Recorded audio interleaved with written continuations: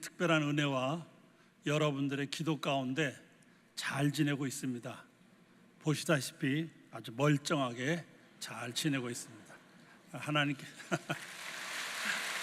감사합니다. 첫째는 하나님의 은혜고 여러분들의 기도 가운데 이렇게 잘 지내게 돼서 감사하게 생각합니다. 의료보험공단에서 2년에 한 번씩 건강조사 하라고 통지가 와서 이제 나이도 있으니까 빠짐없이 잘 했습니다. 잘했더니 아무렇지도 않다고 그렇게 이제 저 조사를 하다 보니까 또 문제가 있으면 거기에 대한 처방도 해주고 또 여러 가지를 해주셔서 그래서 건강하게 잘 지내는 것 같아요. 아마 우리나라가 100세 시대를 산다는 것이 아마 이런 이유도 아마 있는 것 같다는 생각을 가지게 됩니다. 건강할 때 건강을 지키도록 조심하는 것은 대단히 중요하다는 생각을 가지게 됩니다. 신앙도 마찬가지입니다. 신앙도 우리의 신앙이 건강한지 늘 체크해 봐야 됩니다. 그냥 이 정도면 되겠지라는 막연한 생각을 가지고 지내서는 안 됩니다. 우리의 신앙도 정말 제대로 되어 있는지 건강한 신앙인지를 점검할 필요가 있습니다. 고린도후서 13장 5절에 보면 너희는 믿음 안에 있는가 너희 자신을 시험하고 너희 자신을 확증하라. 예수 그리스도께서 너희 안에 계신 줄을 너희가 스스로 알지 못하느냐? 그렇지 않으면 너희가 버림받은 자니라 라는 말씀이 있습니다. 정말 내가 믿음이 제대로 되어 있는지 항상 점검해보고 확증하라는 얘기입니다. 내 신앙이 건강한가, 정말 내 신앙은 문제없는 신앙인가를 늘 확인해 볼 필요가 있다는 말씀입니다. 문제 있는 신앙을 어떤 학자가 글을 썼는데 저도 읽어보면서 상당히 공감이 가서 소개를 드리면, 문제 있는 신앙 가운데 크게 세 가지로 나눌 수 있는데, 첫째는 불감증의 신앙이라는 게 있습니다. 전혀 영적 감각이 없는 신앙. 그래서 지금 자신이 영적으로 얼마나 초라하고 가난한지, 또 지금 자기 영이 어떤 병에 걸려 있다는 걸 전혀 모르는 겁니다. 왜냐하면 영적으로 불감증 상태예요. 그래서 전혀 통증을 못 느끼는 겁니다. 이 병에 해당되시는 분이 계시면 기분 나쁠지 모르겠는데, 나병이라는 병도 그렇습니다. 이 나병이라는 병도 몸에 병이 오면 통증이 없습니다. 그래서 살이 썩어져 들어가는데도 아픔이 없어요. 이와 마찬가지로 우리의 영도 이 병이 있는데 전혀 모르는 거예요. 왜? 불감증이라는 문제가 있기 때문에.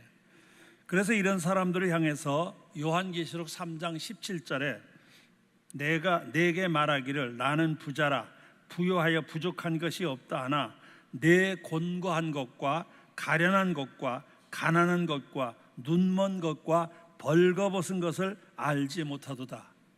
분명 문제가 있는데 문제를 모르는 거예요.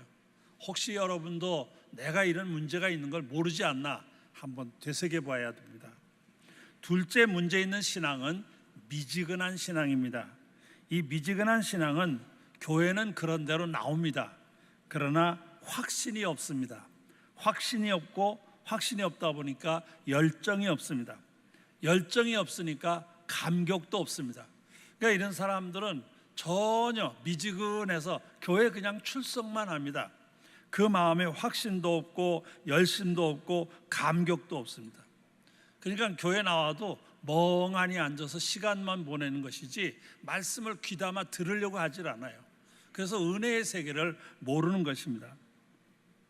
요한계시록 3장 15절에 보면 내가 내 행위를 아노니 내가 차지도 아니하고 더웁지도 아니하도다. 내가 차든지 더웁든지 하기를 원하노라. 내가 이같이 미지근하여 더웁지도 아니하고 차지도 아니하니 내 입에서 너를 토하여 내치리라. 우리 주님께서 이런 미지근한 신앙을 얼마나 기분 나빠하시는지를 알 수 있어요. 우리가 음식을 먹어서 삼킨 거를 그냥 두는 게 일반적이에요. 그런데 여기 보면 토하여 내치리라. 얼마나 못마땅하면 이런 표현을 하셨겠어요. 내가 정말 제대로 된 신앙인지 지금 미지근한 신앙은 아닌지 한번 생각해 봐야 합니다. 셋째로 문제 있는 신앙은 자만하는 신앙입니다. 이 자만이란 말은 스스로 이 정도면 괜찮지 하고 스스로 자찬하는 그런 자세입니다. 이런 사람들은 더 이상 도움이 필요 없다고 생각합니다.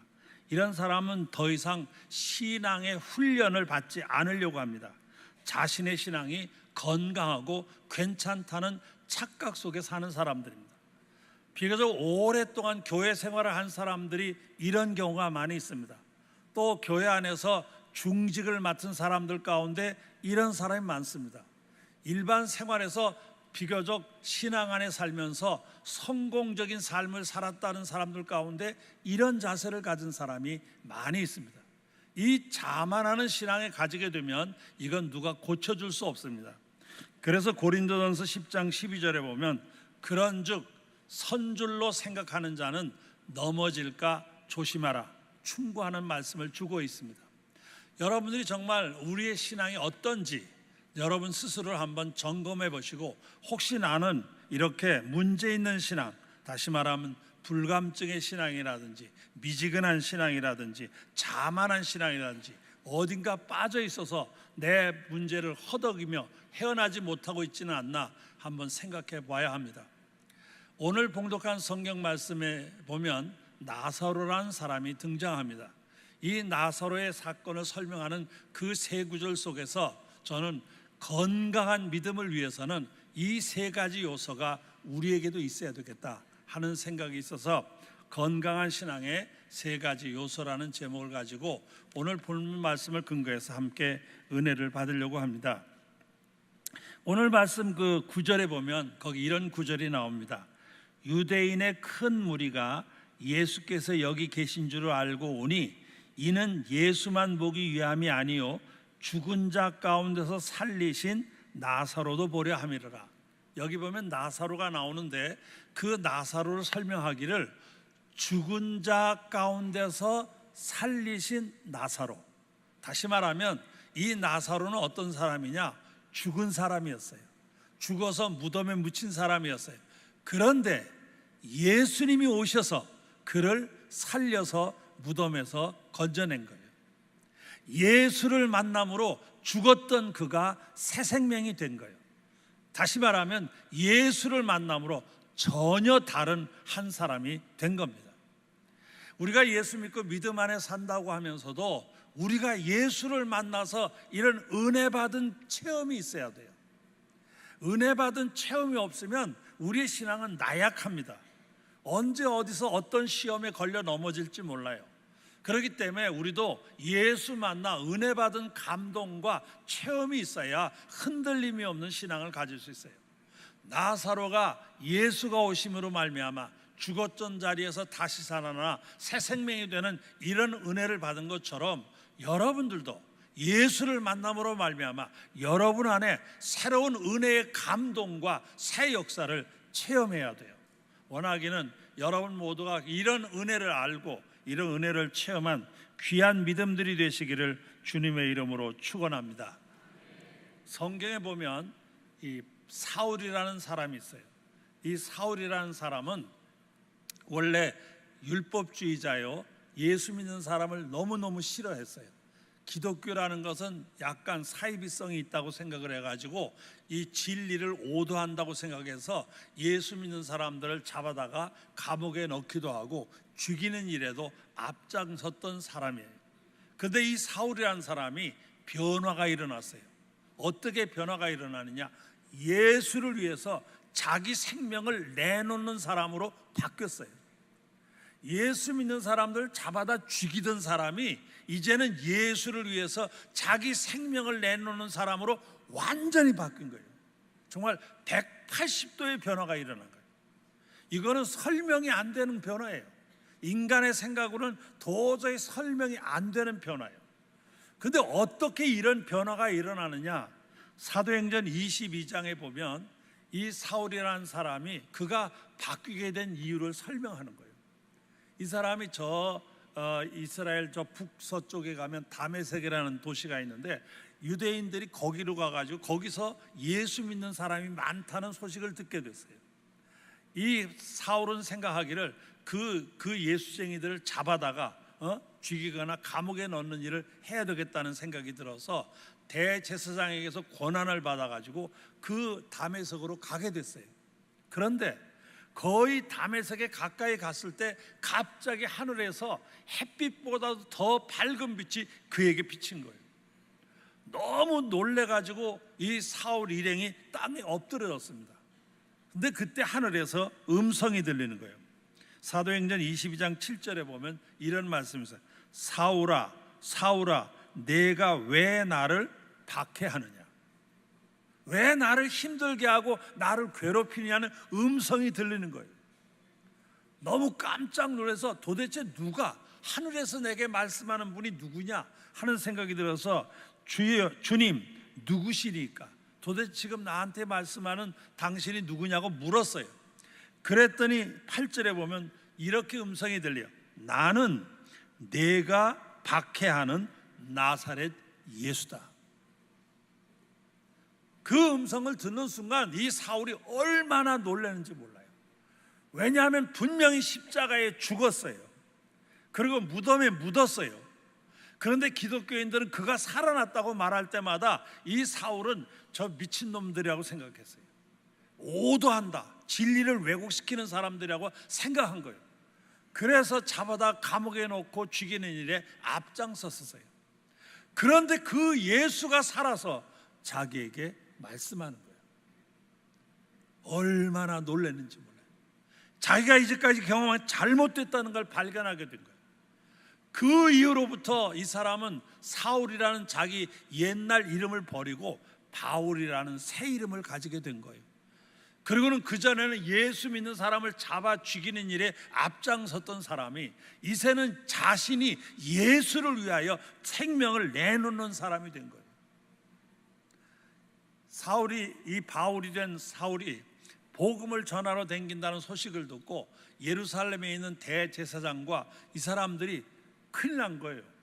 자기의 신복인 줄 알았는데 갑자기 바뀌어서 예수를 전한다는 말을 듣고 이 바울을 잡아서 처형을 하든지 없애야 되겠다고 생각한 거예요. 그래서 이 바울이 예루살렘에 오면 잡아 죽이려고 하는데 어느 날 바울이 예루살렘으로 올라가려고 하는 거예요.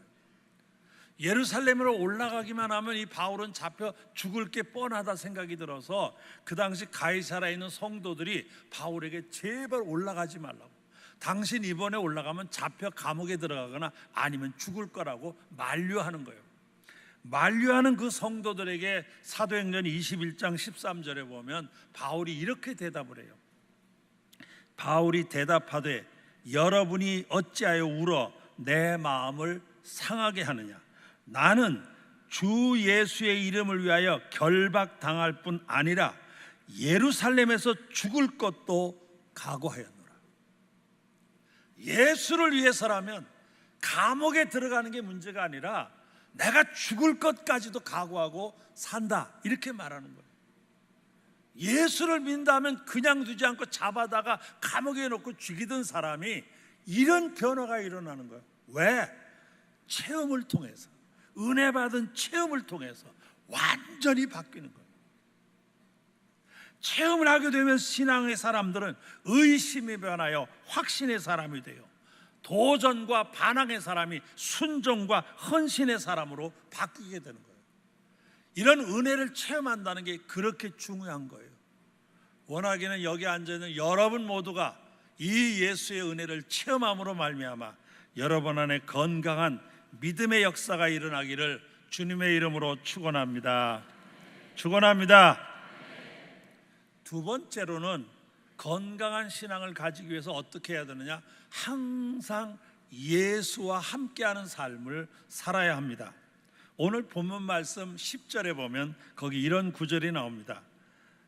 대제사장들이 나사로까지 죽이려고 모의하니, 예수를 죽이려고 하다가 예수만 아니라 나사로까지 죽이겠다는 말이에요.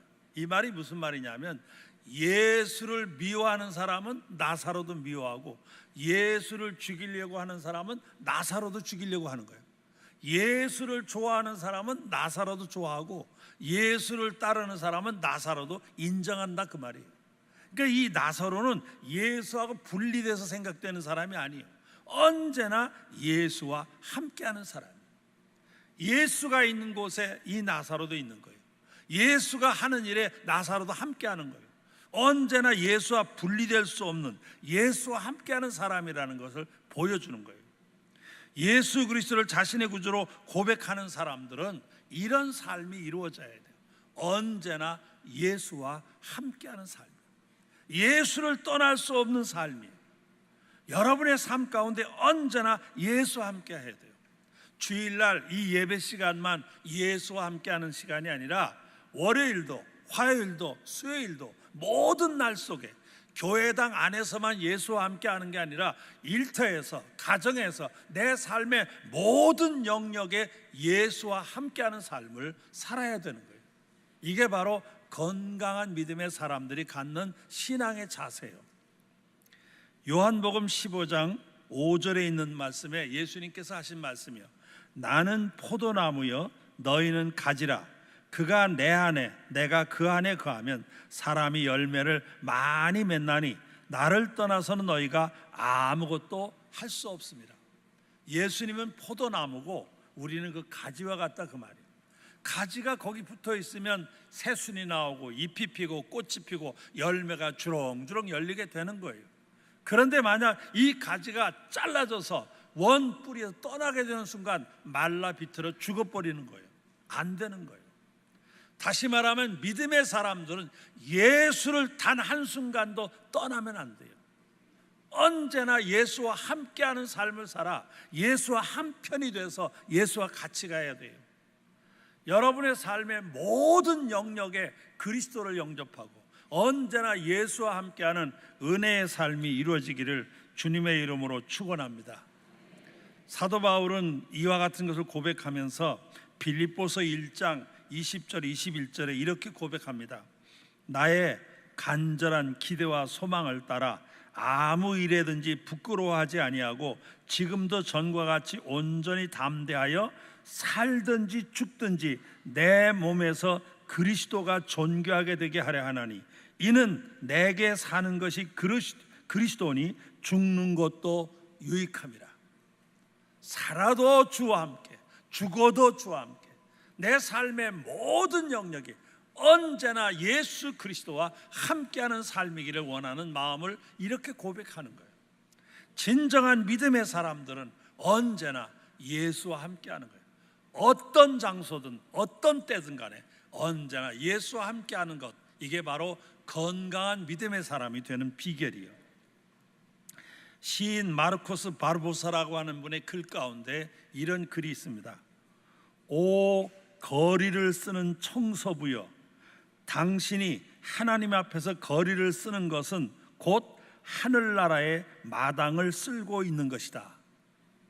무슨 표현이냐 하면, 비록 길거리를 청소하는 청소부라 하더라도 만약 그가 진정 믿음을 가지고 그 일을 하고 있다고 하면 그의 삶은 길거리 청소가 아니라 하나님 나라의 마당을 청소하는 것과 같다, 이런 표현이요.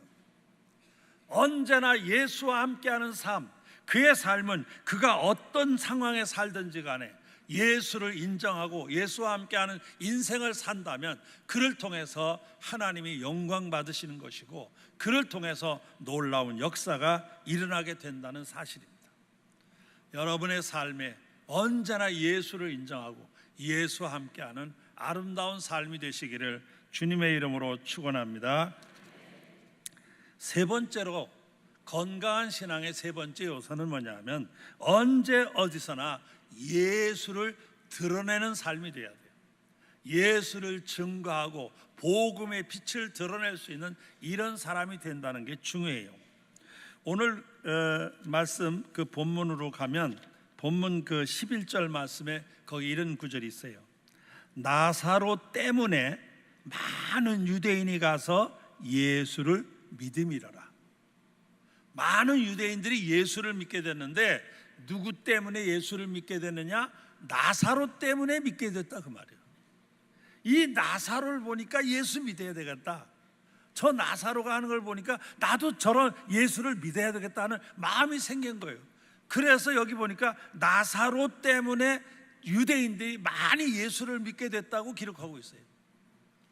여러분이 이제까지 신앙생활하면서 믿음 생활하면서 오늘까지 왔는데 여러분 때문에 예수 믿는 사람이 도대체 몇 명이나 된다고 생각하세요? 혹시 여러분들은 예수 믿는 사람은 고사하고 뭐 저 따위로 예수를 믿어, 아니 난 쟤 보니까 난 예수는 안 믿어, 저렇게 믿을 바에는 난 교회 안 다녀, 혹시 이렇게 걸림돌로 살지를 않았나 한번 반성해 봐야 돼요. 성경에도 보면 예수님께서 마태복음 23장 13절에 이런 말씀을 하셨어요.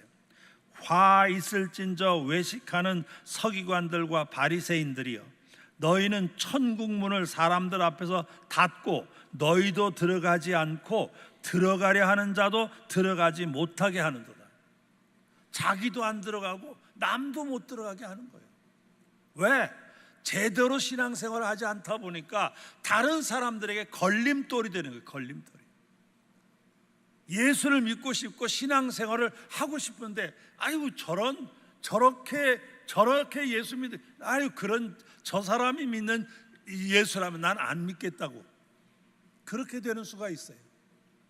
여러분, 나사로 때문에 유대인들이 가서 예수를 많이 믿었다고 했는데 여러분 때문에 예수 믿는 사람이 많아질 수 있기를 주의 이름으로 축원합니다.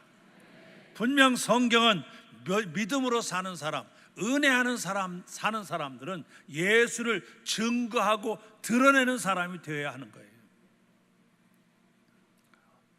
홍콩에 가면 도풍산이라는 산이 있어요. 길도자, 바람풍자, 산이라는 산자에서 몇 산자, 그래서 도풍산이라는 산이 있는데 언덕입니다. 그 언덕에 가면 희한한 건물이 하나 있어요. 절이 있는데 절 꼭대기에가 십자가가 있어요. 그게 희한한 거예요. 그래서 참 거기 한번 누가 가보자 그래서 제가 갔어요. 가서 보니까 아주 특이한 거예요. 그래서 가보니까 이 절 안에 들어가 보니까 절 안에 부처가 있는 자리에 부처가 없고 거기에 위에다가 뭐라고 썼냐면 임마누엘이라고 쓴 거예요. 하나님이 여기 계시다는 뜻이요. 절 안인데 임마누엘이요. 그리고 마당에는 조그만 탑도 있어요. 탑. 이게 7층 탑 같은 탑이 있는데 그 탑 꼭대기에 십자가가 세워져 있어요. 탑은 그대로 있어요. 그런데 십자가 딱 있는 거예요. 그 참 희한하다 하는 생각이 들었어요. 그래서 그 얘기를 들어보니까 오래전에 스웨덴인가 어디서 선교사가 홍콩에 선교하러 온 거예요. 와서 홍콩에서 복음을 전하려고 하는데 홍콩 사람들은 도교하고 불교하고 섞여진 종교를 가지고 있어요. 근데 너무 그 종교에 매여가지고 아무리 복음을 전하려고 해도 받아들이질 않는 거예요, 이 사람들이. 그래서 이 선교사가 생각하다가 어떻게 했냐면 자기가 중이 돼버렸어요. 그래 절에 들어가서 그냥 같이 중 노릇하는 거예요. 그래서 절에가 중이 되니까 주변에서 그걸 선교사인 줄 아는 사람들은 미쳤다고 욕을 하기도 하고, 또 파송한 그 나라에서는 아니 복음을 전하라고 보냈더니 중이 돼? 그래가지고서는 그 나라에서는 그걸 선교비도 끊어버리고 아예 제명을 시키다시피 해버린 거예요. 근데 이분이 거기 들어가서 20년이 넘도록 정말 성실하게 봉사한 거예요. 진실되게 섬기는 거예요. 20여 년이 훨씬 지난 어느 해에 주지가 보니까 이 외국 사람이 하나 와가지고 정말 이거 사람답지 않게 하는 것 같아요. 너무 헌신적이고 그 섬기려고 하는 게 너무 아름다운 거예요. 그래서 어느 날 이 주지가 그 선교사를 부른 거예요. 너 왜 중됐냐 하고 물은 거예요. 그랬더니 그 선교사가 얘기했어요. 사실은 내가 믿는 진짜 참 생명의 진리가 있다. 예수를 믿어야 된다는 참 생명의 진리가 있는데 당신들이 그 진리를 받아들일 줄을 모른다. 정말 귀한 진리를 나는 전하고 싶은데 영 받아들이지 않아서 내가 내 삶을 통해서라도 그 진리를 좀 보여주고 싶었다. 그래 여기 와서 당신들을 섬기는 거다. 이렇게 말을 했어요. 이 주지가 너무 감동을 받은 거예요. 20여 년이 넘도록 그의 삶과 행동이 너무 아름다웠어요. 그래서 그 주지가 그 사람에게 말하기를, 내가 가만히 보아하니 우리가 믿는 종교는 별거 아니고 내가 믿는 진리가 진짜 같다. 그러니 이제 우리도 내가 믿는 예수를 믿어야 되겠다. 그래서 중들을 다 모아놓고 한꺼번에 개종을 했어요. 기독교인으로 개종하는 거로 끝나는 게 아니라 그 절과 모든 건물을 기독교 기관에다 내놓은 거예요. 지금은 신앙훈련센터로 쓰고 있어요. 그래서 거기 가보면 지금도 그게 있어요. 제가 재작년인가 한번 갔었는데, 그리고 그 선교사 무덤이 거기 있어요. 그 무덤에 가면 비석이 있습니다. 그래서 비석에 보면 묘한 건 그 비석 제일 위에 십자가를 대게 하고 이름 쓰잖아요. 그 십자가 그냥 십자가가 아니라 십자가 밑에 연꽃이 그려져 있어요. 연꽃 위에 십자가예요. 지금 저도 제 사무실에다 기념으로 그걸 목각으로 받아서 하나 사다가 지금 내 책상 위에다 올려놓고 있는데, 볼 때마다 감동이 돼요. 그의 삶에서 예수를 보여주는 거예요. 그래서 그 절 전체가 개종된 거예요. 개종. 하루아침에 거기 가보면 그분이 몰래 숨어서 기도하던 기도실도 있어요. 그리고 그 20년이 넘도록 얼마나 힘들었겠어요. 심지어는 자기를 이해하지 못하는 파송된 국가에서까지 그를 오해할 정도였으니까. 그런데도 그렇게 섬긴 거예요. 혹시 홍콩에 갈 기회가 있으면 그 도풍산 거기 있는 사람들도 잘 모르더라고요. 그래서 이 글자를 써가지고 아마 미리 자료를 조사해야 가지. 우리도 가가지고 목사님들 몇 분이 가서 그 운전기사 보고 물어보니까 그런 동네 모른대요. 그런 게 어디가 있냐고. 그래서 어떻게 하여간 어렵게 해가지고 찾아갔던 기억이 납니다. 정말 삶에서 예수를 드러내는 거예요. 삶 자체에서 저 사람이 믿는 예수라면 나도 믿겠다. 저 사람이 저렇게 사는 거 보니까 나도 그런 진리라면 따라가겠다. 온 절이 바뀐 거예요. 생각해 보세요. 여러분, 건강한 믿음이 된다는 게 바로 그거예요. 원하기는 여러분 모두에게도 이런 은혜가 함께 하셔서 여러분 때문에 여러분의 집안이, 여러분 때문에 여러분의 일터가, 여러분 때문에 여러분의 주변이 이렇게 복음의 역사가 일어나기를 주의 이름으로 축원합니다. 오늘 본문을 통하여 건강한 신앙의 세 가지 요소를 함께 나누었는데, 이 건강한 신앙을 위해서 꼭 은혜 받은 체험이 있어야 돼요. 여름철 되면 각종 수련회가 있어요. 빠지지 마시고 꼭 참석해서 은혜 받으세요. 은혜 받아야 돼요. 은혜 안 받으면 이 세계를 알 수가 없어요.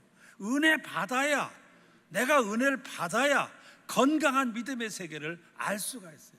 그러니까 여러분이 각종 그 은혜로운 자리에 빠지지 말고 참석해야 돼요.